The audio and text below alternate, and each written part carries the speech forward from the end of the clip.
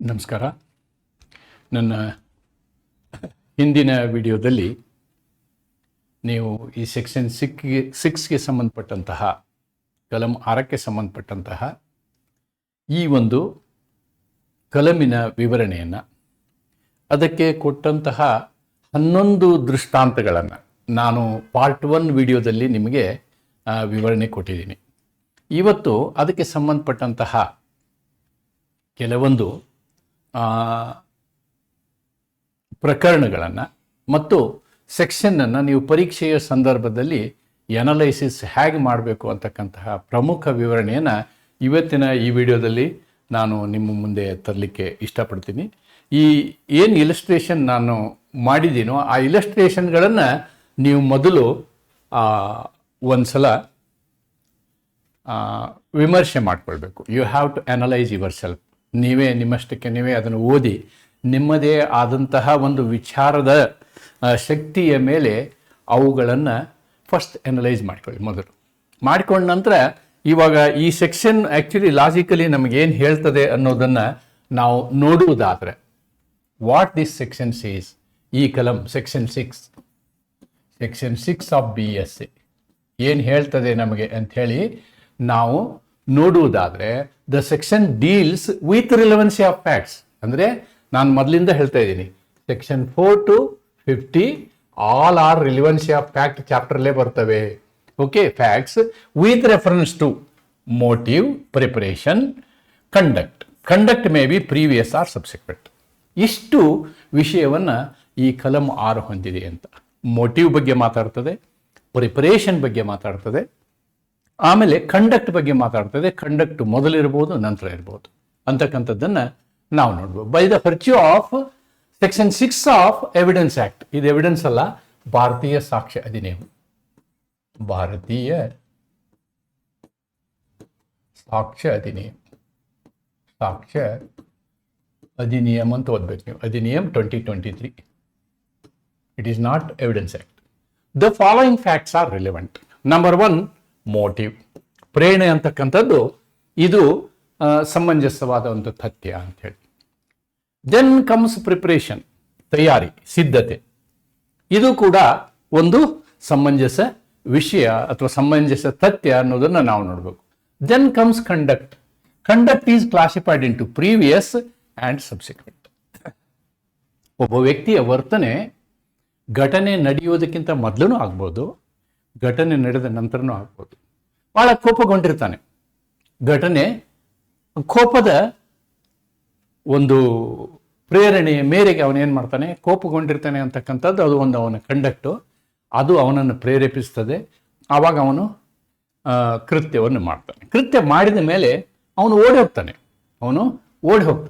So that is also irrelevant fact ಅಂತಕ್ಕಂಥ. Subsequent, ನಂತರದ ನಡತೆ,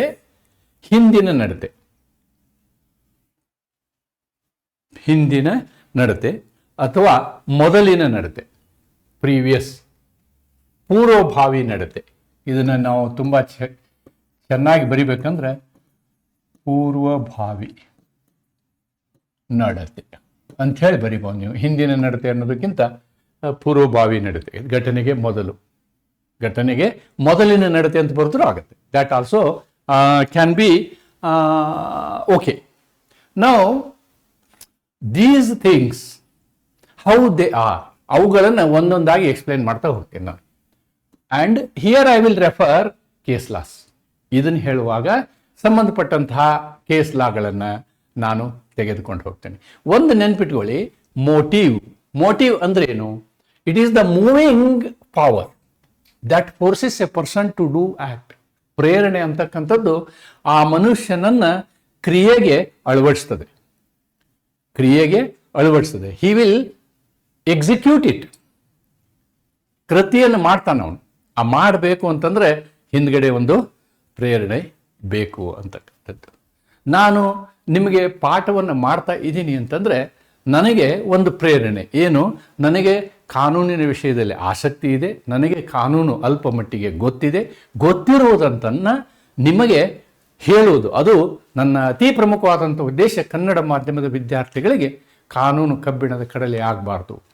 ಇದು ನನಗಿರುವಂತಹ ಒಂದು ಮಾನಸಿಕವಾದಂತಹ ಪ್ರೇರಣೆ. ಇದು ನನ್ನ ಪಾಠವನ್ನು ಮಾಡಲಿಕ್ಕೆ, ವಿಡಿಯೋ ಕ್ಲಾಸನ್ನು ಮಾಡಲಿಕ್ಕೆ ಅನುವು ಮಾಡಿಕೊಡ್ತದೆ. ಈ ವಿಡಿಯೋ ಕ್ಲಾಸ್ ಮಾಡುವಂತಹ ಒಂದು ಕ್ರಿಯೆ ಇದೆಯಲ್ಲ, ಇದಕ್ಕೆ ನನಗೆ ಹಿಂದಿರುವ ಪ್ರೇರಣೆ ಏನು ಅನ್ನೋದನ್ನು ನಾನು ನಿಮ್ಗೆ ಹೇಳಿದ್ದೀನಿ.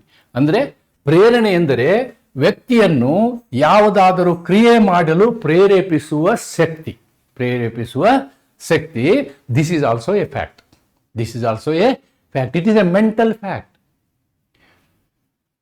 Motive is a mental fact. Physical fact, mental fact. Motive, ಬರೀ ಮೋಟಿವ್ನಿಂದನೇ ಅಪರಾಧ ಆಗುತ್ತೆ ಅಂತ ಹೇಳಕ್ಕೆ, motive itself is not an offence. ನೆನ್ಪಿಟ್ಕೊಳ್ಳಿ, motive itself is not a crime. ನನ್ನ ಮನಸ್ಸಲ್ಲಿ ಇದೆ, ಎಕ್ಸ್ ಅನ್ನು ವ್ಯಕ್ತಿಯನ್ನು ಕೊಲೆ ಮಾಡಬೇಕು ಅಂತ ಹೇಳಿ ನನ್ನ ಮನಸ್ಸಲ್ಲಿ ಪ್ರೇರಣೆ ಇದೆ. ಆದರೆ ಆ ಪ್ರೇರಣೆ ಇರುವುದಕ್ಕೆ ನನ್ನ ಅಪರಾಧಿ ಅಂತ ಹೇಳಕ್ಕಾಗಲ್ಲ. ಆ ಪ್ರೇರಣೆಯನ್ನು ಜಾರಿಗೆ ತಂದಾಗ ಆವಾಗ ನಾನು ಅಪರಾಧಿ ಆಗ್ತೀನಿ. Motive itself is not a crime unless action follows. ಅದರ ನಂತರ ಏನಾಗಬೇಕು? ಕ್ರಿಯೆ ನಡಿಬೇಕು. ನಡೆದಾಗ ಮೋಟಿವ್ ಅದಕ್ಕೆ ಸಂಬಂಧಪಡುತ್ತೆ. Otherwise no. When a crime is committed, motive becomes a relevant part. Till that time, it will not become a relevant part. Motive is a psychological factor. ಇದೊಂದು ಮಾನಸಿಕ ಅಂಶ. It cannot be directly proved. It can only be inferred. ಅದನ್ನು ಕೇವಲ ನಾವು logically ಹೇಳಬಹುದು, ಊಹೆಯಿಂದ ಮಾತ್ರ. ತರ್ಕಬದ್ಧವಾದ ಊಹೆ. Actually infer ಅಂದ್ರೆ ತರ್ಕಬದ್ಧ ಊಹೆ.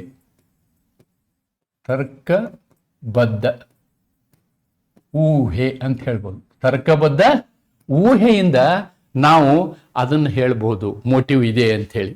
ಹಂಗೆ ಹೇಳಕ್ಕಾಗಲ್ಲ. ಮೋಟಿವ್ ಅಂತ ಹೇಳಿ ತಗೊಂಬಂದು ಮೋಟಿವ್ ಬಾಕ್ಸ್ ಮುಂದಿಡಕ್ಕಾಗಲ್ಲ ಕೋರ್ಟ್ ಮುಂದೆ. ನೋ, ನೀವೊಂದು ಲಾಂಗು ಮಚ್ಚು ತಂದು ಮುಂದಿಡ್ಬೋದು ಕೋರ್ಟ್ ಮುಂದೆ, ಫ್ಯಾಕ್ಟ್ ಅಂತ. Okay, that is material fact. Motive is not material fact. It has to be logically proved. For example, threats, declarations before crime. ನಾನು ನಿನ್ನ ನೋಡ್ಕೋತೀನಿ ಅಂತ ಹೇಳುವಂಥದ್ದಿದೆಯಲ್ಲ, ಅದು ಅವನಲ್ಲಿ ಇರ್ತಕ್ಕಂಥ ಪ್ರೇರಣೆಯನ್ನು ಸೂಚಿಸ್ತದೆ.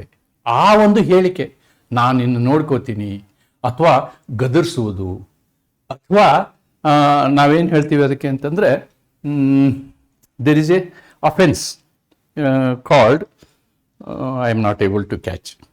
ಒಬ್ಬ ವ್ಯಕ್ತಿನ ದುರ್ಗುಟ್ಟಿ ನೋಡುವಂಥದ್ದು ಅಸಾಲ್ಟ್ ಅಂತ ಹೇಳ್ತೀವಿ. We will call it as assault. Itself is a offence. ದುರ್ಗುಟ್ಟಿ ನೋಡ್ಕೊಳ್ಳುವಂಥದ್ದು. ಆದ್ರೆ ಅದ್ರ ಹಿಂದೆ ದುರ್ಗುಟ್ಟಿ ಯಾಕೆ ನೋಡ್ಕೊಳ್ತಾ ಇದ್ದಾನೆ ಅನ್ನೋದಕ್ಕೆ ಒಂದು ಹಿನ್ನೆಲೆ ಇರುತ್ತಲ್ವಾ, ಆ ಹಿನ್ನೆಲೆ ಮೋಟಿವ್ ಅಂತ ಹೇಳ್ಬೋದು. ಅಪರಾಧಕ್ಕಿಂತ ಮೊದಲು ನೀಡಿದ ಬೆದರಿಕೆಗಳು ಅಥವಾ ಹೇಳಿಕೆಗಳು ಪ್ರೇರಣೆಯನ್ನು ಸೂಚಿಸುತ್ತವೆ.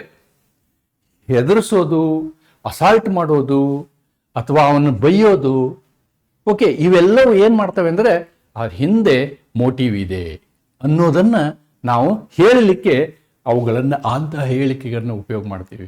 When direct evidence proves. ನೆನ್ಪಿಟ್ಕೊಳ್ಳಿ, another thing is motive is not a fundamental evidence. ನೇರವಾದ ಸಾಕ್ಷ್ಯಗಳಿದ್ವು ಅಂತ ನಮ್ಮ ಹತ್ರ, ನೇರವಾದ ಸಾಕ್ಷ್ಯಗಳಿದ್ವು ಅಂದರೆ ನಾವು ಮೋಟಿವ್ ಬಗ್ಗೆ ಚಿಂತೆ ಮಾಡೋಂಗಿಲ್ಲ. ಇನ್ವೆಸ್ಟಿಂಗ್ ಅಥಾರಿಟಿನೂ ಅಷ್ಟೇ, ಪೊಲೀಸರಿಗೆ ಡೈರೆಕ್ಟ್ ಎವಿಡೆನ್ಸ್ ಇದ್ದರೆ ಅವ್ರ ಮೋಟಿವ್ ಬಗ್ಗೆ ಮಾತಾಡೋದಿಲ್ಲ. They will produce evidence and prosecute. But in circumstances, motive we direct when direct evidence proves the case beyond reasonable doubt, motive loses importance. ಅದರ ಮಹತ್ವನೇ ಬರುವುದಿಲ್ಲ. ಬಟ್ ಇನ್ ಸರ್ಕಮ್ಸ್ಟಾನ್ಷಿಯಲ್ ಎವಿಡೆನ್ಸಸ್ ನೋಡಿ, ಪರಿಸ್ಥಿತಿಜನ್ಯ ಸಾಕ್ಷ್ಯಗಳ ಸಂದರ್ಭದಲ್ಲಿ motive ಮಹತ್ವವನ್ನು ಪಡ್ಕೊಳ್ತದೆ, ಪ್ರೇರಣೆ ಮಹತ್ವವನ್ನು ಪಡ್ಕೊಳ್ತದೆ. This is all the theoretical aspect of motive. ನೀವು ಮೋಟಿವ್ ಬಗ್ಗೆ ಏನಾದರೂ ಬರೀಬೇಕಾದ್ರೆ these are the points which are very useful for you to explain them. And again, time and again I am bringing up this Rattan case, Rattan versus Queen 1971. ಈ ಮೋಟಿವ್ನ explain ಮಾಡಲಿಕ್ಕೆ ಬಹಳ ಉಪಯುಕ್ತವಾದಂತಹ ಪ್ರಕರಣ ಇದು. ನೀವು ಇದ್ರ ಜೊತೆಗೆ ಇದರಲ್ಲಿರ್ತಕ್ಕಂಥ ಇಲಸ್ಟ್ರೇಷನ್ ಎ ಮತ್ತು ಬಿನೂ ತಗೋಬಹುದು. ನಾನು ಹಿಂದೆ ಎಕ್ಸ್ಪ್ಲೇನ್ ಮಾಡಿದ್ದೀನಿ. ನೋಡಿ, Rattan had an affair with another woman and wanted to get rid of his wife. ಇವನು ತನ್ನ ಹೆಂಡತಿಯನ್ನ ಕೊಲೆ ಮಾಡ್ತಾನೆ. ಇವನು ಮಾಡುವಂತಹ ಕೊಲೆ ಇದೆಯಲ್ಲ, ಕೊಲೆ ಯಾಕೆ ಮಾಡ್ತಾನೆ? ಅದಕ್ಕೊಂದು ಮೋಟಿವ್ ಬೇಕಲ್ವಾ? ಮೋಟಿವ್ ಏನು ಅಂತಂದ್ರೆ, ಅವನು ಇನ್ನೊಬ್ಬ ಪ್ರೇಯಸಿಯನ್ನು ಹೊಂದಿರ್ತಾನೆ. ಅದು ಹೆಂಡತಿ ಅಂತಹ ವಿಷಯದಲ್ಲಿ ಅಡ್ಡ ಬರ್ತಾ ಇರ್ತಾಳೆ, ಅದು ಸರಿಯಲ್ಲ ಅಂತ ಹೇಳಿ. ಆದ್ದರಿಂದ ಹೆಂಡತಿಯನ್ನೇ ಮುಗಿಸ್ಬಿಟ್ರೆ, ಇವನ ಏನು ಹೆಂಡತಿಯನ್ನು ಮುಗಿಸ್ಬೇಕು ಅಂತಕ್ಕಂಥದ್ದೇನಿದೆಯಲ್ಲ, ಅದು ಪ್ರೇರಣೆಗೆ ಕಾರಣ ಏನು? Because he had an affair with another woman. He had an affair with another woman ಅನ್ನೋದನ್ನ ನಾವು ಎವಿಡೆನ್ಸ್ ಮಾಡ್ತೀವಿ, ಮೋಟಿವ್ ಅನ್ನಲ್ಲ. ಆವಾಗ ಯಾಕೆ ಕೊಲೆ ಮಾಡಿದ ಅನ್ನುವಂತಹ ಪ್ರೇರಣೆಗೆ ಕಾರಣ ನಾವು ಕೋರ್ಟ್ ಮುಂದೆ ತರ್ತೀವಿ. This was motive behind the murder of his wife, right? Here in illustration A also, illustration B also, I have already explained. B wanted to extort money from A. money from A. A ಇಂದ ಹಣ ಕಿತ್ಕೊಳ್ಳೋಕೆ ಅವನು ಏನು ಮಾಡ್ತಾನೆ? ಪ್ರಯತ್ನ ಪಡ್ತಾನೆ. ಆವಾಗ A ಏನು ಮಾಡ್ತಾನೆ? B ನ ಮರ್ಡರ್ ಮಾಡ್ತಾನೆ. ಯಾಕೆ ಅಂದರೆ B ಆಲ್ರೆಡಿ C ಅನ್ನು ಮರ್ಡರ್ ಮಾಡಿರ್ತಾನೆ. ಅದು ಯಾರಿಗೂ ಗೊತ್ತಿರೋದಿಲ್ಲ. ಇವನು ನೀ ಸಿ ಮರ್ಡರ್ ಮಾಡಿಯಲ್ಲ, ಅದನ್ನು ನಾನು ಪಬ್ಲಿಕ್ ಮಾಡ್ತೀನಿ ಅಂತಿರ್ತಾನೆ. ಆದ್ದರಿಂದ ನಿನ್ನ ಮುಗಿಸಿದ್ರೆ ನೀ ಏನು ಪಬ್ಲಿಕ್ ಮಾಡ್ತೀಯ ಅಂತ. ಅಂದರೆ ಪ್ರೇರಣೆ ಏನಿಲ್ಲ, ಆ ಸಿಯನ್ನು ಮರ್ಡರ್ ಮಾಡಿದ ವಿಷಯವನ್ನು ಬಹಿರಂಗಪಡಿಸುವ ಒಂದು ಕ್ರಿಯೆ ಇದೆಯಲ್ಲ, ಅದು ಅವನಿಗೆ ಪ್ರೇರಣೆಯನ್ನು ಕೊಡ್ತದೆ ಬಿ ಅನ್ನು ಮರ್ಡರ್ ಮಾಡಲಿಕ್ಕೆ. Okay, yes motive was to silence B. This is motive. ಹಂಗಾರೆ ಬಿ ಸುಮ್ಮನೆ ಇರಬೇಕು ಅಂದ್ರೆ ಏನು ಮಾಡಬೇಕು? ಅವನು ಬಿ ಈ ಜಗತ್ತಿನಲ್ಲಿ ಇಲ್ದಂಗೆ ಮಾಡಬೇಕು. ಎಸ್, ಆ್ಯಂಡ್ ಸೆಕೆಂಡ್ ಇಲಸ್ಟ್ರೇಷನ್ ಅಲ್ಲಿ B was in need of money. ಅವನಿಗೆ ಹಣದ ಅವಶ್ಯಕತೆ ಇತ್ತು. ಇದು ಮೋಟಿವ್ ಒಂದು. This is motive. ನೀವು ಇಲಸ್ಟ್ರೇಷನ್ ಬಿ ಹೋಗಿ ಒಂದ್ಸಲ ಮತ್ತೊಮ್ಮೆ ನೀವು ತಿರ್ಗಾ ಅದನ್ನು ನೋಡಬಹುದು. Then the second point we have to discuss is preparation, ತಯಾರಿ, ಸಿದ್ಧತೆ ಅಂತಾನು ಹೇಳ್ತಾರೆ. ಸಿದ್ಧತೆ, ತಯಾರಿ. Okay, this are this anything will do. ಯಾವುದೇ ಒಂದು ಕ್ರಿಯೆ ಇರಲಿ, ಅದು ಕ್ರಿಮಿನಲ್ ಇರಲಿ, ಸಿವಿಲ್ ಇರಲಿ, ಅಥವಾ ದಿನನಿತ್ಯದ ವ್ಯವಹಾರಗಳಿರಲಿ, ನೀವು ಸುಮ್ಮನೆ ಏನು ಮಾಡೋಕ್ಕಾಗಲ್ಲ, ತಯಾರಿ ಮಾಡಲೇಬೇಕಾಗುತ್ತೆ. Very simple concept. ಇದನ್ನೇ ನಾವು ಭಾಳ ಎಕ್ಸ್ಪ್ಲೇನ್ ಮಾಡೋದು ಬೇಕಾಗಿಲ್ಲ. Preparation by it self is not crime again. ನೋಡಿ, ಯಾವುದೇ ಒಂದು ಕೃತ್ಯವನ್ನು ಮಾಡಲಿಕ್ಕೆ ನೀವು ಪೂರ್ವ ತಯಾರಿ ಮಾಡ್ತೀರಿ ಅಂತ ಇಟ್ಕೊಳ್ಳಿ. ಅಕಸ್ಮಾತು ಇನ್ನೊಬ್ಬ ವ್ಯಕ್ತಿಯನ್ನು ನಾ ಗ್ರೀವಿಯಸ್ಲಿ ಹರ್ಟ್ ಮಾಡಬೇಕು ಅಂಥೇಳಿ ನಮ್ಮ ಮನೆಯಲ್ಲಿ ಚಾಕು ತಗೊಂಡು ಮಸ್ತು ಚೂಪ್ ಮಾಡ್ತೀನಿ. ಆ ಚಾಕುನ ಮಸ್ತು ಚೂಪ್ ಮಾಡೋದಿದೆಯಲ್ಲ, ಅದು ತಯಾರಿ. ಅದೇ ಕ್ರೈಮ್ ಅಲ್ಲ. That's the meaning it. If it leads to commission of crime, it becomes relevant. ಯಾವಾಗ ಅದನ್ನ ನಾವು ಅಪರಾಧವನ್ನು ಮಾಡಲಿಕ್ಕೆ ಆ ಒಂದು ತಯಾರಿಯ ಉಪಯೋಗವನ್ನು ಮಾಡ್ತೀವಿ, ಆವಾಗ ಅದೇನಾಗುತ್ತೆ? ಸಂಬಂಧಿತ ತಥ್ಯ ಆಗುತ್ತೆ. Sharpening of A knife is not a crime, but if followed by stabbing, it becomes relevant. Again, illustration C, you can see there. A procured a poison. ನೋಡಿ, ಇಲ್ಲಿ A ಮಾಡ್ತಾನೆ, ಯಾವುದೋ ಒಂದು ಶಾಪಿಂದ ಪಾಯ್ಸನ್ ಅನ್ನು ಪರ್ಚೇಸ್ ಮಾಡ್ತಾನೆ. ಪರ್ಚೇಸ್ ಮಾಡಿದ ಸ್ವಲ್ಪ ಸಮಯದಲ್ಲಿ ಪಾಯ್ಸನ್ ನಿಂದ ಆ ವ್ಯಕ್ತಿ ಸಾಯ್ತಾನೆ, ಬಿ ಸಾಯ್ತಾನೆ. ಅಂದ್ರೆ ಬಿಗೆ ಕೊಟ್ಟಂತಹ ಪಾಯ್ಸನ್ನು, ಇವನು ಅಂಗಡಿಯಿಂದ ತಂದಂತಹ ಪಾಯ್ಸನ್ನು ಎರಡೂ ಒಂದೇ ಆಗಿದ್ದರೆ ಅವಾಗ ಏನಾಗುತ್ತೆ? ಇದು ಪ್ರಿಪರೇಷನ್ ಅಂತ ಪ್ರೂವ್ ಆಗುತ್ತೆ. ಒಬ್ಬನಿಗೆ ಸಾಯಿಸಲಿಕ್ಕೆ ಮೊದಲು ನೀವು ವಿಷವನ್ನು ಖರೀದಿಸುವಂತಹ ಪ್ರಕ್ರಿಯೆ ಇದೆಯಲ್ಲ, it is a simple concept. That is preparation. ಈ ಕೇಸಿನ this case is similar to illustration C. ಇಲ್ಲೇನಿದೆಯಲ್ಲ, ಇದೇ ಥರ ವಿಷಯವನ್ನೇ ಇದರಲ್ಲಿ ಹೇಳಲಾಗಿದೆ. ಸೇಮ್ ಕೇಸ್ನ ನಾವು ಇಲಸ್ಟ್ರೇಷನ್ ಮಾಡ್ಕೊಂಡಿದ್ದೀವಿ. Earlier it was A case law, in our law it become an illustration. Illustration D ನೋಡಿ, ಇಲ್ಲಿ ವಿಲ್ಲಿಗೆ ಸಂಬಂಧಪಟ್ಟಂತಹ ವಿಷಯ, ಇದನ್ನು ಎಕ್ಸ್ಪ್ಲೇನ್ ಮಾಡಿದ್ದೀನಿ ನಾನು. ವಿಲ್ಲಿಗೆ ಸಂಬಂಧಪಟ್ಟಂತಹ ವಿಷಯ ಅನೇಕ ಲಾಯರ್ನ ಕನ್ಸಲ್ಟ್ ಮಾಡ್ತಾನೆ, ಡ್ರಾಫ್ಟ್ ಮಾಡ್ಕೊಂಡು ತೊಗೊಂಡು ಹೋಗಿರ್ತಾನೆ, ಅವೆಲ್ಲ ವಿಷಯ ದಾಖಲಾತಿಯಲ್ಲಿ ಇರ್ತವೆ. So that is preparation for executing A will ಅಂತ ಹೇಳ್ಬೋದು. Preparation for executing A will. Okay, Now comes conduct. Conduct may be previous, conduct may be subsequent. ಇದು ಪ್ರೀವಿಯಸ್ ಇರ್ಬೋದು, ಅಂದರೆ ಮೊದಲೇ ಅಪರಾಧ ಆಗೋಕ್ಕಿಂತ ಮೊದಲಿರ್ಬೋದು ನಡತೆ, ಅಪರಾಧದ ನಂತರ ನಡತೆ ಇರ್ಬೋದು. Conduct may be before or after the crime. It is important evidence to decide the fact in issue. ನೋಡಿ, ಒಬ್ಬ ವ್ಯಕ್ತಿಯ ಮೇಲೆ ಇರತಕ್ಕಂತಹ ವಿವಾದಿತ ವಿಷಯವನ್ನು ನಿರ್ಧರಿಸುವಲ್ಲಿ ಬಹಳ ಪ್ರಮುಖ ಪಾತ್ರವನ್ನು ವಹಿಸುವುದು ಅವನ ನಡತೆ.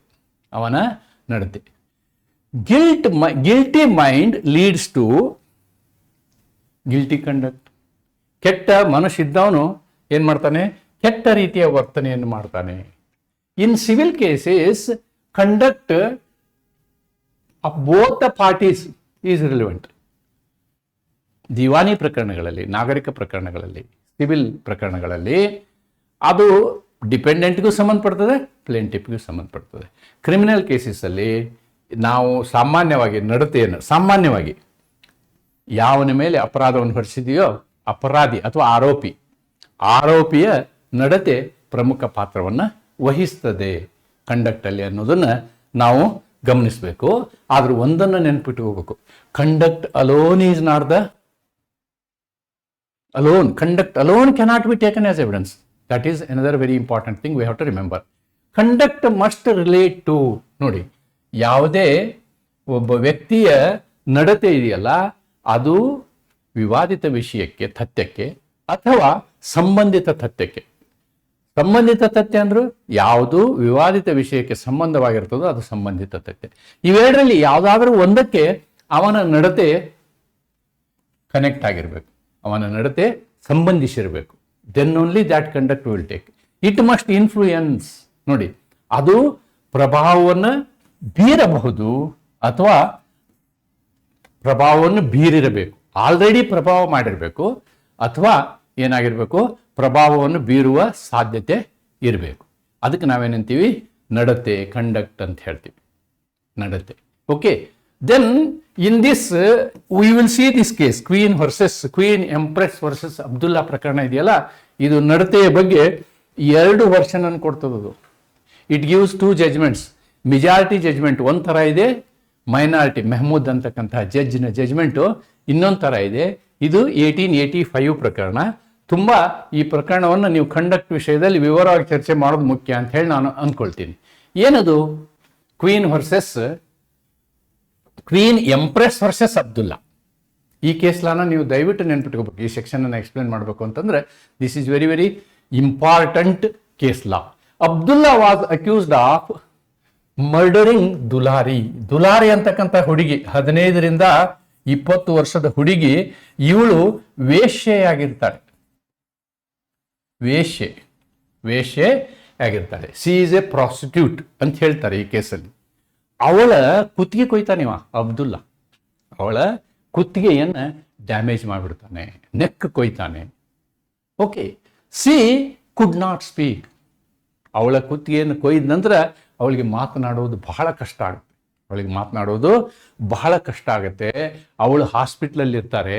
ಯಾರು ನಿನ್ನ ಕುತ್ತಿಗೆ ಕೊಯ್ದಿದ್ದು ಅನ್ನೋದನ್ನು ಕಂಡು ಹಿಡಿಯೋದಕ್ಕೋಸ್ಕರ ಆಕೆಗೆ ಬಹಳ ಜನರು ಪ್ರಶ್ನೆ ಕೇಳ್ತಾರೆ. There is a doctor, there is a kotwal, there is her mother, there is police officer, there is magistrate. ಇವರೆಲ್ಲ ಇರ್ತಾರೆ, ಪ್ರಶ್ನೆಗಳನ್ನ ಕೇಳ್ತಾರೆ. ಆವಾಗ ಅವಳು ಉತ್ತರವನ್ನು ಹೇಳೋಕ್ಕೆ ಪ್ರಯತ್ನ ಮಾಡ್ತಾಳೆ. ಪ್ರಯತ್ನ ಮಾಡಿದಂತಹ ಸಂದರ್ಭದಲ್ಲಿ ಡಾಕ್ಟರ್ ಹೇಳ್ತಾರೆ, ಇಲ್ಲ ನೀನು ಮೂವ್ಮೆಂಟ್ ಮಾಡಬೇಡ, ಬಾಯಿದು ಕುತ್ತಿಗೆ, ನೀನು ಡೇಂಜರ್, ಅದು ಇಟ್ ಈಸ್ ಡೇಂಜರ್ ಅಂತ ಹೇಳಿ ಡಾಕ್ಟರು ಅಬ್ಜೆಕ್ಷನ್ ಮಾಡ್ತಾರೆ. ಆವಾಗ ತಾಯಿ ಅವಳ ಕೈಯನ್ನು ಹಿಡಿದು ಮೇಲೆ ಎತ್ತಾಳೆ. ತಾಯಿ ಅವನ ಕೈ ಹಿಡಿದು ಮೇಲೆ ಎದ್ದಾಗ ಕೈ ಸನ್ನೆಯಲ್ಲಿ ಅವಳು ಹೇಳ್ತಾಳೆ. ಕೈ ಸನ್ನೆ ಮುಖಾಂತರ ಅವಳು ಹೇಳ್ತಾಳೆ. ಹೆಂಗೆ ಹೇಳಕ್ ಸಾಧ್ಯ ಕೈ ಸನ್ನೆಯಿಂದ? ಅಲ್ಲಿ ಏನು ಮಾಡ್ತಾರೆ ಅಂತಂದ್ರೆ, ಮ್ಯಾಜಿಸ್ಟ್ರೇಟು ರಾಶಿ ಹೆಸರನ್ನ ಕರಿತಾನೆ. ರಜಾಕ್ ನಿನಗೆ ಕೊಯ್ದ್ನಾ, ಆಮೇಲೆ ಮೊಹಮ್ಮದ್ ನಿಮ್ಗೆ ಕೊಯ್ದ್ನಾ, ಅಲಿ ನಿನ್ ಕೊಯ್ದ್ನಾ ಅಂಥೇಳಿ ಕೇಳ್ತಾ ಹೋಗ್ತಾನೆ. ಯಾವಾಗ ಅಬ್ದುಲ್ಲಾ ಕೊಯ್ದ್ನಾ ಅಂದಾಗ ಹೌದು ಅಂತ ಹೇಳ್ತಾಳೆ. ಅಬ್ದುಲ್ಲಾ ನಿನ್ನ ಕೊಯ್ದ್ನು ಅಂತ ಅಂದಾಗ ಹೌದು ಅಂತ ಹೇಳ್ತಾಳೆ. ಆಮೇಲೆ ನಿನಗೆ ಮೊಚ್ಚು ತಗೊಂಡು ಕೊಯ್ದ್ರಾ, ಚಾಕು ತಗೊಂಡು ಕೊಯ್ದ್ರ, ಹಿಂಗೆಲ್ಲ ಕೇಳುವಾಗ ಕೊನೆಗೆ ಮತ್ತೆ ಮ್ಯಾಜಿಸ್ಟ್ರೇಟ್ ಕೇಳ್ತಾನೆ, ಬ್ಲೇಡ್ನಿಂದ ಕೊಯ್ದ್ರ? ಬ್ಲೇಡ್ನಿಂದ ಕೊಯ್ದಾಗ ಅವಳು ಹೌದು ಹೌದು ಅಂತ ಹೇಳ್ತಾಳೆ. ಸೊ ಅಲ್ಲಿ ಅವಳ ಹೆಬ್ಬೆರಳು ಕೂಡ ಗಾಯ ಆಗಿರುತ್ತೆ. ಅವಳು ಬ್ಲೇಡ್ನಿಂದ ಕೊಯ್ಯುವಾಗ ಅವಳು ಪ್ರಯತ್ನ ಮಾಡಿರ್ಬೇಕು ಕೊಯ್ಬೇಡ ಅಂತ ಹೇಳಿ, ಹೆಬ್ಬೆರಳು ಕೂಡ ಗಾಯ ಆಗಿರುತ್ತೆ. This is all fact of the case. This is all fact of the case. Therefore ಇಲ್ಲಿ ನಾವೇನ್ ಹೇಳ್ಬೋದು, ಸನ್ನೆಯ ಮುಖಾಂತರ, ಕೈ ಚಳವಳಿಯ ಮುಖಾಂತರ, ಬೈ ಹ್ಯಾಂಡ್ ಗೆಸ್ಚರ್. ಇಲ್ಲಿ ಗೆಸ್ಚರ್ ಅನ್ನೋದಕ್ಕಿಂತ ನಾವು ಹ್ಯಾಂಡ್ ಗೆಸ್ಚರ್ ಅನ್ಬೋದು. ಹ್ಯಾಂಡ್ ಗೆಸ್ಚರ್ ನಲ್ಲಿ ಅವಳು ತೋರಿಸ್ತಾಳೆ. ಆಮೇಲೆ ಅವಳು ಈ ಎರಡನ್ನೂ ಸಾಬೀತುಪಡಿಸ್ತಾಳೆ. ರೈಸರ್ನಿಂದ ಕೊಯ್ದಿರೋದು ಹೌದು, ಅಬ್ದುಲ್ಲಾ ನನ್ ಕೊಯ್ದಿರೋದು ಹೌದು ಅಂತ ಹೇಳಿ ಅವಳು ಸ್ಟೇಟ್ಮೆಂಟ್ ಕೊಡ್ತಾಳೆ. ಆದರೆ ಇಲ್ಲಿ ಏನಾಗುತ್ತೆ ಅಂತಂದ್ರೆ, according to I think section 26A of BSA, old section ನನಗೆ ನೆನಪಿಲ್ಲ, ಈ ಒಂದು ಸೆಕ್ಷನ್ ಪ್ರಕಾರ ಅದನ್ನ ಮೆಜಾರಿಟಿ ಜಡ್ಜಸ್ ಏನ್ ತಿಳ್ಕೊಂತಾರೆ, ಮೊದಲದು ಟ್ರಯಲ್ ಕೋರ್ಟ್ ಅಲ್ಲಿ ಏನಾಗುತ್ತೆ, ಅದು ಕಂಡಕ್ಟ್ ಅಂತ ಆಗುತ್ತೆ. It is treated as conduct. Ultimately it goes to supreme court. ಆವಾಗ ಸುಪ್ರೀಂ ಕೋರ್ಟ್ ಅನ್ನೋದಕ್ಕಿಂತ ಕ್ವೀನ್ಸ್ ಕೋರ್ಟ್ ಅವಾಗ. ಸೊ ಅವಾಗ ಅಲ್ಲಿ there are 2 versions, whether it pertains to section 8 or section 32 ಅನ್ಸುತ್ತೆ, ಆರ್ BSA ಆದ್ರೆ ಸೆಕ್ಷನ್ 6 ಆರ್ ಸೆಕ್ಷನ್ 26. ಇದಕ್ಕೆ ಸಂಬಂಧಪಡುತ್ತೋ ಇದಕ್ಕೆ ಸಂಬಂಧಪಡುತ್ತೋ. 26 is dying declaration, section 6 is conduct. Section 6 is conduct. ಅದು ಏನಾಗುತ್ತೆ ಅನ್ನೋದು ನೋಡೋಣ. The court held gestures are admissible as dying declaration. It is taken as a dying declaration or it is taken as a oral evidence. It is taken as a oral evidence and dying declaration. ನೋಡಿ, minority view. ಆದ್ರೆ ಈ ಬಹುಮತದ ತೀರ್ಪನ್ನ justice Mohammed ಅವರು ಒಪ್ಪೋದಿಲ್ಲ. ನಾವು ಪರೀಕ್ಷೆಯಲ್ಲಿ section 8ಗೆ ಅಂದ್ರೆ section 6ಗೆ ಸಂಬಂಧಪಟ್ಟಂತೆ ನಾವು ಇದನ್ನು ಒತ್ತಿ ಹೇಳ್ಬೇಕು. ಪರೀಕ್ಷೆಯಲ್ಲಿ ಸೆಕ್ಷನ್ 6ಗೆ ಸಂಬಂಧಪಟ್ಟಂತೆ ಇದನ್ನು ಒತ್ತಿ ಹೇಳಬೇಕು. ಏನು, he treated gesture as conduct under section 8 ಅಥವಾ ಈಗ section 6. He compared it with a person running away on hearing police are coming. Illustration F ಅಲ್ಲಿ ಹೇಳ್ತಾರೆ. ಇಲಸ್ಟ್ರೇಷನ್ F ಅಲ್ಲಿ ಏನಾಗಿರುತ್ತೆ, ಒಬ್ಬ ವ್ಯಕ್ತಿ ಅಪರಾಧವನ್ನು ಮಾಡಿರ್ತಾನೆ, ಅಪರಾಧಿಯನ್ನ ಹುಡುಕ್ಲಿಕ್ಕೆ ಪೊಲೀಸರು ಬರ್ತಾರೆ. ಬರುವಂತಹ ಸಂದರ್ಭದಲ್ಲಿ ಇನ್ನೊಬ್ಬ ಥರ್ಡ್ ಪಾರ್ಟಿ ಅಲ್ಲಿ ಮಾತಾಡ್ತಾ ಇರ್ತಾನೆ, ಪೊಲೀಸರು ಬರ್ತಾ ಇದ್ದಾರೆ ಅಪರಾಧಿನ ಹುಡುಕಕ್ಕೆ ಅಂತ. ಆವಾಗ ಅಪರಾಧ ಮಾಡಿದ ವ್ಯಕ್ತಿ ಅಲ್ಲಿಂದ ಓಡಿ ಹೋಗ್ತಾನೆ. ಅಂದ್ರೆ ಇಲ್ಲಿ ಥರ್ಡ್ ಪಾರ್ಟಿ ಹೇಳಿದ ಮಾತಿನಿಂದ ಅಲ್ಲಿ ನಡತೆ ನಡೀತದೆ. ಏನ್ ನಡತೆ? ಓಡಿ ಹೋಗುವ ನಡತೆ, ಕಂಡಕ್ಟ್. ಅದೇ ತೆರನಾಗಿದೆ ಇಲ್ಲಿ. ಮ್ಯಾಜಿಸ್ಟ್ರೇಟ್ ಅವರು ಕೇಳುವಂತಹ ಮಾತಿನಿಂದ, ಮ್ಯಾಜಿಸ್ಟ್ರೇಟ್ ಅವರು ಕೇಳುವಂತಹ ಪ್ರಶ್ನೆಯಿಂದ ಇವಳ ನಡತೆ ಉಂಟಾಗ್ತದೆ. ಕಂಡಕ್ಟ್ ಏನು? ಕೈ ಎತ್ತುವುದು, ದಟ್ ಈಸ್ ಎ ಕಂಡಕ್ಟ್ ಅಂತಕ್ಕಂಥದ್ದನ್ನ ಇಲ್ಲಿ ಮೊಹಮ್ಮೂದ್ ಅವರು ಈ ಒಂದು ಜಜ್ಮೆಂಟ್ನಲ್ಲಿ ಅಲ್ಪಮತದ ಜಜ್ಮೆಂಟ್ ಕೊಡ್ತಾ, ಇದು ಡೈಯಿಂಗ್ ಡಿಕ್ಲರೇಷನ್ ಆಗೋದಿಲ್ಲ, ಇದು ಏನಿದ್ರು ಇದು ಕಂಡಕ್ಟ್ ಆಫ್ ದಿ ಅಕ್ಯೂಸ್ಡ್ ಆಗುತ್ತೆ ಅಂತಕ್ಕಂಥದ್ದನ್ನ ಇಲ್ಲಿ ಹೇಳ್ತಾರೆ. ಆದರೆ ಮೆಜಾರಿಟಿ ಜಜ್ಮೆಂಟ್ ಅನ್ನ ನಾವೆಲ್ಲ ಕಡೆ ಯೂಸ್ ಮಾಡಿದ್ದೀವಿ. This majority judgment dying declaration ವಿಷಯದಲ್ಲಿ ಇದನ್ನು ಲಿಬರಲ್ ಆಗಿ ತಗೊಂಡು ಏನು followed by majority view of Abdullah. ಈ ಪ್ರಕರಣವನ್ನ ನಿರ್ಭಯ ಪ್ರಕರಣದಲ್ಲಿ ನಾವು ಇದೇ ಒಂದು ತತ್ವವನ್ನು, ಬಟ್ ಇದನ್ನಲ್ಲ, ಮೆಹಮೂದ್ ತತ್ವವನ್ನು ನಾವು ಅನುಸರಿಸಲಿಲ್ಲ. ಬಟ್ ಮೆಹಮೂದ್ ತತ್ವವನ್ನು ನೀವು ನೋಡಿ, ಈ ಎರಡನ್ನು ಇಲ್ಲಿ ಏನಾಗುತ್ತೆ, ಇದು ನಮ್ಮ ಕ್ಲಾಸಿಗೆ ಸಂಬಂಧಪಟ್ಟದ್ದಲ್ಲ. It comes under interpretation of IOS, interpretation of statutes ಅಂತ. ಆಕ್ಚುಲಿ ಮೆಜಾರಿಟಿ ಜಜ್ಮೆಂಟ್ ಇದೆಯಲ್ವಾ, this majority judgment it gave its judgment on the objective interpretation. Objective interpretation. ಏನು objective interpretation ಅಂದ್ರೆ ಇಲ್ಲಿ ಮುಖ್ಯವಾಗಿರೋದೇನು, ಆ ವ್ಯಕ್ತಿಯ ಹೇಳಿಕೆ ಬಾಯಿಂದ ಹೇಳಕ್ಕಾಗಲ್ಲ, ಸಂಜ್ಞೆಯ ಮುಖಾಂತರ ಹೇಳಿದಾಳೆ. therefore it is a dying declaration.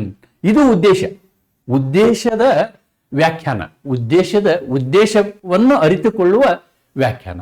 ಆದರೆ ಇಲ್ಲಿ ಜಸ್ಟಿಸ್ ಮೆಹಮೂದ್ ಏನ್ ಮಾಡಿದ್ರು, he has done it as a literal interpretation.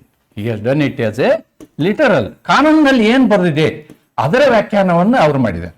This is literal interpretation ಅನ್ನೋದನ್ನ ನಾವಿಲ್ಲಿ ಅರ್ಥೈಸ್ಕೊಳ್ಬೇಕು. That is the concept and this will help us to discuss section 6 of BSA ಅಂತ ನಾನು ನಿಮಗೆ ಹೇಳಿಕ್ಕೆ ಇಷ್ಟಪಡ್ತೀನಿ.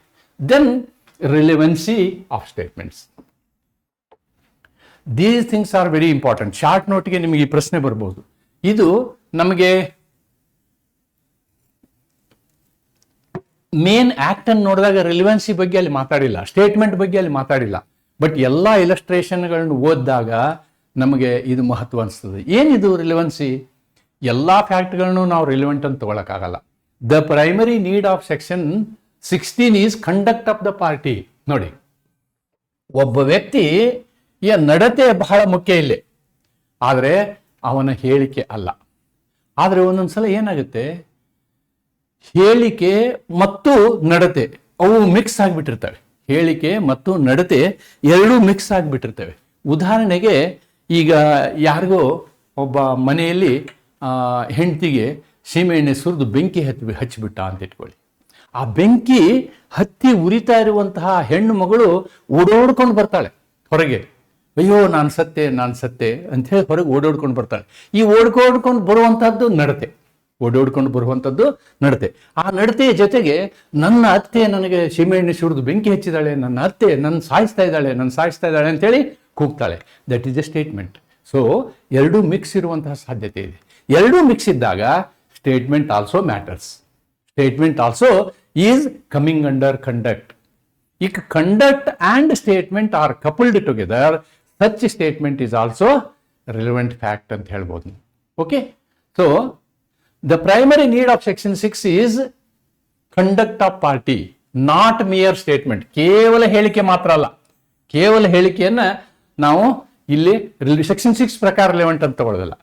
What they have been doing with reference to fact in issue are relevant fact. ಇದಕ್ಕೆ ಸಂಬಂಧಪಟ್ಟಂತದ್ದಿದ್ರೆ it is relevant, but not their statements ಅನ್ನೋದನ್ನು ನಾವಿಲ್ಲಿ ಗಮನಿಸಬೇಕು. ನೋಡಿ, ಎಕ್ಸೆಪ್ಷನ್ಸ್ ಏನು? Statement accompanying the conduct or explaining the conduct. ಇದು ಎಕ್ಸೆಪ್ಷನ್. ನಾನು ಹೇಳಿದ್ನಲ್ವಾ, ಸ್ಟೇಟ್ಮೆಂಟ್ಸ್ ಅಫೆಕ್ಟಿಂಗ್ ಕಂಡಕ್ಟ್, ನಡತೆಯನ್ನು ಪ್ರಭಾವಿಸುವ. ನೋಡಿ, ನಡತೆಯ ಮೇಲೆ ಆಲ್ರೆಡಿ ಪ್ರಭಾವ ಬೀರಿರಬೇಕು ಅಥವಾ ಪ್ರಭಾವ ಬೀರುವ ಸಾಧ್ಯತೆ ಇರಬೇಕು. ಅಂತಹ ಹೇಳಿಕೆಗಳನ್ನು ನಾವೇನ್ ಮಾಡ್ತೀವಿ, ನಡತೆಯೊಂದಿಗೆ ಕಪಲ್ಡ್ ಆಗಿದ್ರೆ, ನಡತೆ ಮತ್ತು ಹೇಳಿಕೆ ಒಂದೇ ಆಗಿದ್ರೆ will take them as conduct or ನಾವೇನು ಹೇಳ್ತೀವಿ ಅಂದ್ರೆ statements accompanying conduct or explaining conduct ಅಂತ ಹೇಳ್ತೀವಿ. ಸ್ಟೇಟ್ಮೆಂಟ್ಸ್ ಅಕಂಪನಿಯಿಂಗ್ ಕಂಡಕ್ಟ್ ಇವುಗಳನ್ನು ನಾವೇನು ಮಾಡ್ತೀವಿ, ಈ ಕಂಡಕ್ಟ್ ವಿಷಯದಲ್ಲಿ ಗಮನಿಸ್ತೀವಿ ಅಂತಕ್ಕಂಥದ್ದು. A person seen out in a street in a wounded condition running on the road and calling the name of the assailant. ನಾನೇನು example ನಿಮಗೆ ಎಕ್ಸ್ಪ್ಲೇನ್ ಮಾಡಿದ್ನಲ್ಲ, ಅತ್ತೆ ಸೊಸೆದು ಸೇಮ್ ಎಕ್ಸಾಂಪಲ್ ಇದು. This is cited as N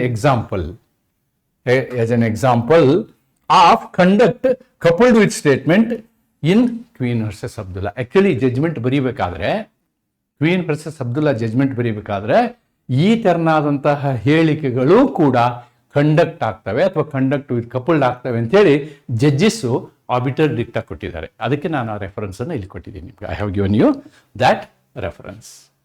then state versus Navjot Sandhu. ಇದು ನೋಡಿ, ಇದು statement coupled with conduct ಅಂತ ಹೇಳ್ತಾರೆ. ಏನು ಇಲ್ಲಿ ಹುದುಗಿಟ್ಟಂತಹ ಏನು ಆರ್ಮಮೆಂಟ್ಸ್ ಅಂತ ಹೇಳ್ತೀವಿ ನಾವು, ಅಥವಾ ವೆಪನ್ಸ್ ಅಂತ ಹೇಳ್ತೀವಿ, ಅವುಗಳನ್ನ ಕೊಡುವಂತಹ ಪ್ರಕ್ರಿಯೆ. The statement of the accused ಕೊಡುವಂತ ಹೇಳಿಕೆ ಏನು, showing the police regarding the hiding of the weapons held to be relevant conduct. ಅವನು ಹುದಿಗಿಟ್ಟಂತಹ ವಸ್ತುಗಳನ್ನ ತೆಗೆದು ಕೊಟ್ಟು ಇದು ನಾನೇ ಹುದಿಗಿಟ್ಟಿದ್ದು ಅಂತ ಹೇಳ್ತಾನೆ. So that is all his conduct. So that is available in Navjot Sandhu. ಇದು ಆಕ್ಚುಲಿ ಪಾರ್ಲಿಮೆಂಟ್ ಅಟ್ಯಾಕ್ ಕೇಸ್. ಇದು ಪಾರ್ಲಿಮೆಂಟ್ ಅಟ್ಯಾಕ್ ಕೇಸ್.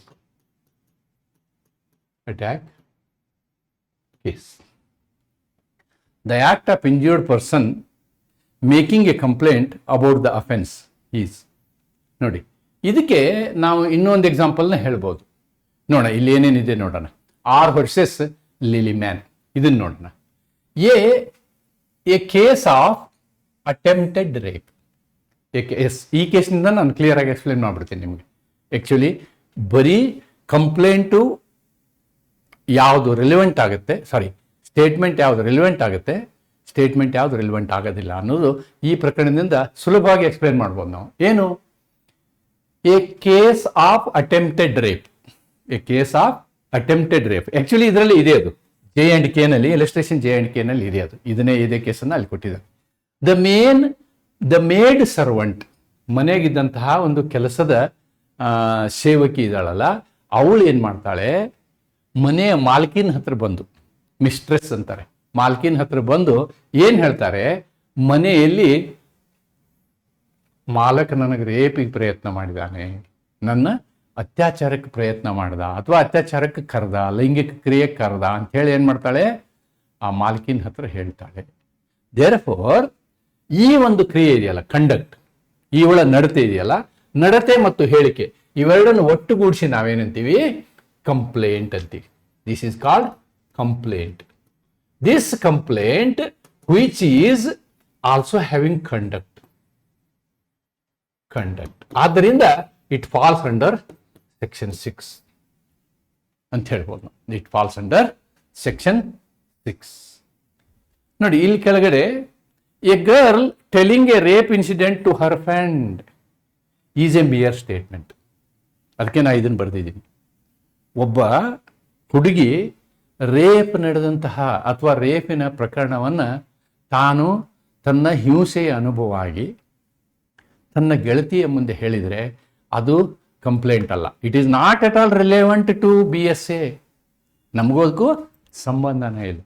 ಅದೇ ಹುಡುಗಿ ಆ ರೀತಿ ನಡೆದಂತಹ ಅತ್ಯಾಚಾರವನ್ನು ತನ್ನ ತಂದೆ ತಾಯಿಗಳಿಗೆ, ತಂದೆಗೋ ತಾಯಿಗೋ ವಿವರಿಸಿದರೆ ಅದೇನಾಗುತ್ತೆ, it becomes complaint, it becomes conduct. ನಮ್ಮ BSA ಪ್ರಕಾರ ಅದು ಕಂಡಕ್ಟ್ ಆಗುತ್ತೆ. ಅದನ್ನೇ ಈ ಒಂದು ಇಲಸ್ಟ್ರೇಷನ್ಗಳಲ್ಲಿ ಎಕ್ಸ್ಪ್ಲೇನ್ ಮಾಡ್ತೀವಿ. ನೋಡಿ, I have written it like that. Told to her parents, it is complaint in the eyes of law. It is complaint in the eyes of law. ಆದ್ದರಿಂದ complaint coupled with conduct is section 6. Is section 6. ಅದಕ್ಕೆ ನಾವೇನಂತೀವಿ, conduct before, conduct after, ಎರಡೂ ನಾವಿಲ್ಲಿ ನೋಡ್ಬೋದು. ಮೊದಲು ನಡೆದಂತಹ ನಡತೆಗಳು, conduct affecting, statements affecting the conduct. ನೋಡಿ, when a statement is made to a person or in his presence, if affects the conduct, it attracts relevancy. ಯಾವುದೇ ಒಂದು ವ್ಯಕ್ತಿಯ, ನೀವು J&K ಎಕ್ಸಾಂಪಲ್ನ ಮತ್ತೆ ನೋಡ್ಬೋದು. ಈ ವ್ಯಕ್ತಿಯ ಎದುರುಗಡೆ ನಾವು ಏನೋ ಒಂದು ಮಾತು ಹೇಳಿದಾಗ ಆ ಮಾತಿನಿಂದ ಅವನ ನಡತೆಯಲ್ಲಿ ಬದಲಾವಣೆ ಆದರೆ, ಕಳ್ಳನ ಹುಡ್ಕಕ್ಕೆ ಬಂದಾರ ಅಂದ್ಕೊಳ್ಳಿ, ಕಳ್ಳ ಓಡಿ ಹೋಗಿದ್ದಾನೆ ಅಂದರೆ ಎಸ್. ಅದಕ್ಕೆ in Abdullah, Mohammad held that questions and the conduct of the girl would attract section 8 ಅಂತ ಹೇಳಿದ್ರು. ಎಕ್ಸ್ಪ್ಲೈನ್ ಮಾಡಿದ್ದೀನಿ ನಾನು. Okay, so this is same point repetition. I am not going to discuss. Therefore statements are, ನೆನ್ಪಿಟ್ಕೊಳ್ಳಿ. Especially ನಾ ಕನ್ಕ್ಲೂಷನನ್ನು ಉಳಿದ ವಿಷಯಕ್ಕೆ ಬರೆದಿಲ್ಲ. ಇಲ್ಲಿ ಸ್ಟೇಟ್ಮೆಂಟಿಗೆ ಮಾತ್ರ ಕನ್ಫ್ಯೂಷನ್ ಬರ್ದೀನಿ. ನೀವು ಉಳಿದ ವಿಷಯಕ್ಕೂ ಕನ್ಫ್ಯೂಷನ್ ಬರೀಬೋದು. ಏನು, for example, there are the starting point is motive. Motive ಬಗ್ಗೆ ಕನ್ಕ್ಲೂಷನ್ ಬರ್ದಿಲ್ಲ, ಪ್ರಿಪರೇಷನ್ ಬಗ್ಗೆ ಕನ್ಕ್ಲೂಷನ್ ಬರ್ದಿಲ್ಲ, ಮೋಟಿವ್ ಪ್ರೇರಣೆ ಬಗ್ಗೆ ಬರ್ದಿಲ್ಲ, ನಾನು ತಯಾರಿ ಬಗ್ಗೆ ಬರ್ದಿಲ್ಲ. ಓಕೆ, ಆದರೆ ಈ ಸ್ಟೇಟ್ಮೆಂಟ್ ಬಗ್ಗೆ ಬರ್ತೀನಿ ನೋಡಿ. Statements are generally not relevant under section 6. ಅದು ನೆನ್ಪಿಟ್ಕೊಳ್ಳಿ. Statements are not generally relevant under section 6. This is very important. But when they are connected with conduct, ನಾನು ಇಷ್ಟ ತನಕ ಎಕ್ಸ್ಪ್ಲೇನ್ ಮಾಡಿದ್ನಲ್ಲ, ಒಂದು ಹೇಳಿಕೆ ಮತ್ತು ನಡತೆ ಎರಡೂ ಒಟ್ಟಿಗೆ ಇದ್ದಾಗ it becomes relevant under law ಅನ್ನೋದನ್ನು ಇಲ್ಲಿ ನಾನು ಒತ್ತಿ ಹೇಳೋದಕ್ಕೋಸ್ಕರ ಕನ್ಕ್ಲೂಷನ್ ಇದಲ್ಲದೆ ಪ್ರೇರಣೆ ಮತ್ತು ತಯಾರಿ ಬಗ್ಗೆ ನೀವು ಕನ್ಕ್ಲೂಷನಲ್ಲಿ ಬರೀಬೋದು ಅಂತ ಹೇಳ್ತಾ, ಈ ಒಟ್ಟು ವಿಡಿಯೋನ part 1, I have done 2 videos. Part 1 already I have done. This is part 2 ವಿಡಿಯೋದ ಒಟ್ಟು ಏನು ನೋಟ್ಸನ್ನು ನಾನು ನಿಮಗೆ ಟೆಲಿಗ್ರಾಮ್ ಚಾನಲಲ್ಲಿ ಇವತ್ತು ಅಥವಾ ನಾಳೆ ಅಪ್ಲೋಡ್ ಮಾಡ್ತೀನಿ ಅಂತ ಹೇಳ್ತಾ ಇವತ್ತಿನ ಈ ಪಾಠವನ್ನು ಇಲ್ಲಿ ಮುಗಿಸ್ತೀನಿ. ನಮಸ್ಕಾರ. Thank you.